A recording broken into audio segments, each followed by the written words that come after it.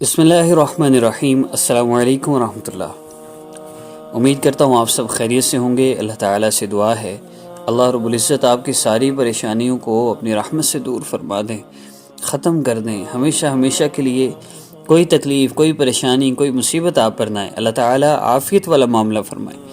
اللہ رب العزت سے عافیت کی دعا کرتے رہنا چاہیے۔ عافیت اللہ تعالیٰ کی بہت بڑی نعمت ہے۔ اور عافیت کیا ہے؟ انسان کی طرف مصیبتیں آئے ہی نہیں۔ ایک تو ہے مصیبت آئے، آزمائش ہے، اس پر صبر کرنا۔ ایک ہے اللہ سے مانگنا، اللہ جی مصیبت آئے ہی نہیں، اللہ تعالیٰ اس بات پر قادر ہیں۔ اللہ سے جو بندہ جو مانگتا ہے اللہ تعالیٰ عطا فرماتے ہیں۔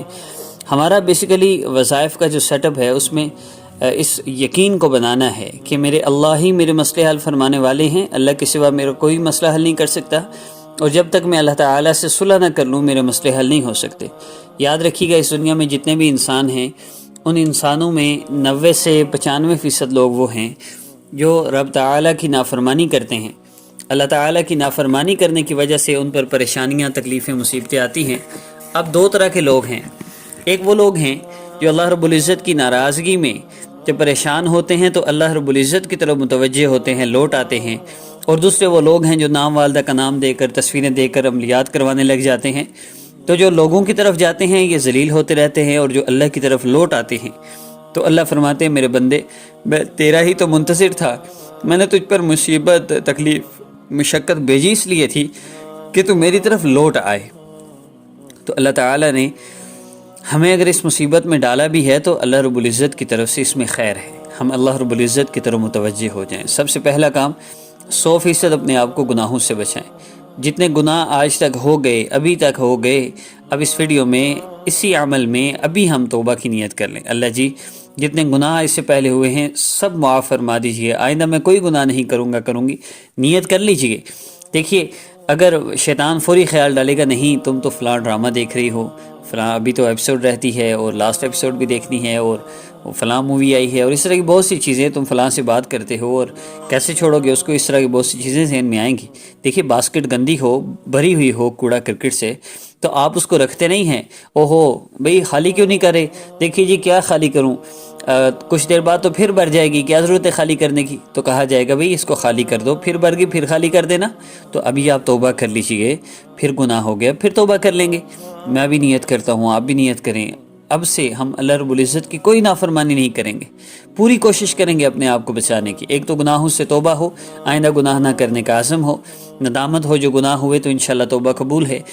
اور دوسرا کام جو اس عمل کے دوران ہے وہ ہے نماز کی پابندی، 5 وقت نماز کی پابندی اہتمام کے ساتھ۔ جب یہ وظیفہ 3 دن کیا جائے گا، پہلے دن مسئلہ حل ہوگا، پہلے دن نہ ہوا دوسرے دن نہ ہوا تو تیسرے دن، 3 دن کے اندر انشاءاللہ آپ کا مسئلہ حل ہو جائے گا، آپ کی کوئی حاجت ہوئی پوری ہو جائے گی۔ مال و دولت کی فراوانی چاہتے ہیں، رزق چاہتے ہیں، رزق کی کثرت چاہتے ہیں، جو بھی آپ چاہتے ہیں انشاءاللہ اللہ رب العزت آپ کو عطا فرما دیں گے۔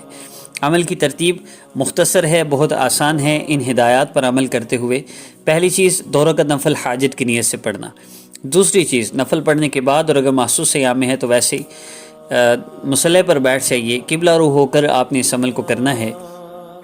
اللہ رب العزت کے اسماء مبارکہ کو ملانا ہے، یا رحمان یا رحیم یا ملک یا قدوس، یا رحمان یا رحیم یا اللہ، یا ملک یا قدوس یا اللہ۔ ان اسماء مبارکہ کو آپ نے یعنی 6 مرتبہ یہ اسماء مبارکہ، 2 مرتبہ اللہ رب العزت کا ذاتی نام اور 4 نام صفاتی ہوں گے۔ یا رحمان یا رحیم یا اللہ، یا ملک یا قدوس یا اللہ، الرحمن الرحیم، الملک القدوس۔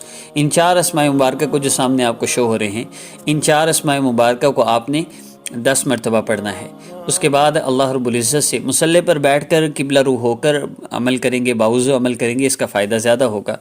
آپ نے اگر ایک دن میں کرنا ہے تو 3 نمازوں میں کر لیجئے، 3 دن میں کرنا ہے تو کسی بھی ایک وقت میں کر لیں۔ بس اس بات کا خیال رکھیں کہ اگر عصر کے بعد کرتے ہیں ایک دن تو دوسرے اور تیسرے دن بھی عصر کے بعد اس عمل کو کریں۔ درود پاک پڑھنے کے بعد اللہ رب العزت کے ان 4 اسماء مبارکہ کو پڑھنے کے بعد آپ نے دعا کرنی ہے۔ دعا کا طریقہ نبی علیہ السلام نے سکھلایا، جس دعا کے شروع آخر میں درود پاک نہ ہو وہ اللہ رب العزت کے ہاں پہنچتی ہی نہیں، تو درود پاک کم از کم 3 مرتبہ پڑھ لیجئے۔